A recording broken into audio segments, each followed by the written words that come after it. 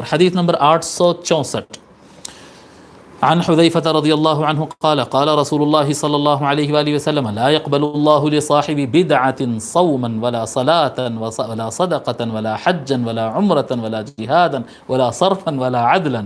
فرماتے ہیں حضرت حذیفہ بن الیمان رضی اللہ عنہ کہ رسول اللہ صلی اللہ علیہ وسلم نے فرمایا جو بدعتی انسان ہوتا ہے، یعنی جو میری سنت کو چھوڑ کر نئے رستے پر چل پڑتا ہے، بدعت کرتا ہے، ایسے انسان سے اللہ تبارک و تعالیٰ نہ روزہ قبول کرتا ہے، نہ نماز، نہ صدقہ خیرات، نہ حج، نہ عمرہ، نہ جہاد، نہ فرض، نہ نفل، کوئی عبادت اللہ تعالیٰ اس سے قبول نہیں فرماتا ہے. یخرج من الاسلام کما تخرج الشعرۃ من العجین. وہ دکھنے کو تو مسلمان ہوتا ہے لیکن حقیقت میں وہ اسلام سے ایسے نکل جاتا ہے جیسا آٹے میں سے بال نکل جاتا ہے. اب آٹا آپ ڈالیں، اگر اس میں بال آ گیا تو کیا کرتے ہیں بھائی؟ ایسے آسانی سے نکال کے اس کو پھینک دیتے ہیں. تو وہ دین سے ایسے ہی نکل جاتا ہے جیسا آٹے میں سے بال نکل جاتا ہے. ٹھیک ہے. ورواه ابن ماجہ وابن ابی عاصم فی کتاب السنة من حدیث ابن عباس رضی اللہ عنہما ولفظہما. ابن ماجہ اور ابن ابی عاصم اپنی کتاب، ابن ماجہ السنن میں اور ابن ابی عاصم اپنی کتاب السنہ میں یہی روایت، یہاں پر روایت راوی کون ہے یہاں پر یہ حدیث کے؟ حضرت حذیفہ بن الیمان ہے، برابر حضرت حذیفہ ہے.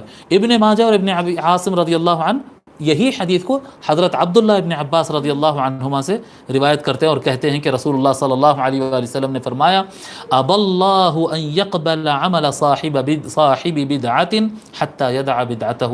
اللہ تبارک و تعالی نے انکار کر دیا ہے کہ جب تک بدعتی اپنے بدعت کو چھوڑے گا نہیں اس وقت تک کوئی اچھا کام اس کا قبول نہیں ہوگا. وہ بدعت کر رہا ہے لیکن دوسرے کام اچھے کر رہا ہے، اس کے اچھے کاموں کو اللہ تعالیٰ قبول نہیں کرتا اس وقت تک جب تک کہ وہ بدعت کو چھوڑ نہ دے. جی، جب تک وہ بدعت کو چھوڑ نہ دے. جب چھوڑ دے گا بدعت کو تو اس کے اچھے کام بھی قبول ہونا شروع ہو جائیں گے.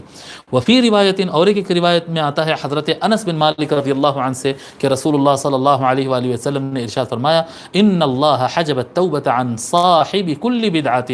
بے شک اللہ تبارک و تعالی نے ہر بدعتی انسان سے توبہ کو پردے میں ڈال دیا. یعنی کوئی انسان کو کوئی بدعتی انسان کو یعنی غلط خراب بدعت سیئہ پر چلنے والے کسی انسان کو اللہ تبارک و تعالی توبہ کی توفیق یا اس کے گناہوں کی توبہ قبول نہیں فرماتا. توبہ قبول ہونے کی بھلے وہ کتنا بھی استغفار کر لے، توبہ اسی وقت قبول ہوگی جب وہ بدعت کو چھوڑ کر سنت مصطفی علی صاحبہ و آلہ الصلاۃ والسلام کی طرف لوٹ آئے. ٹھیک ہے.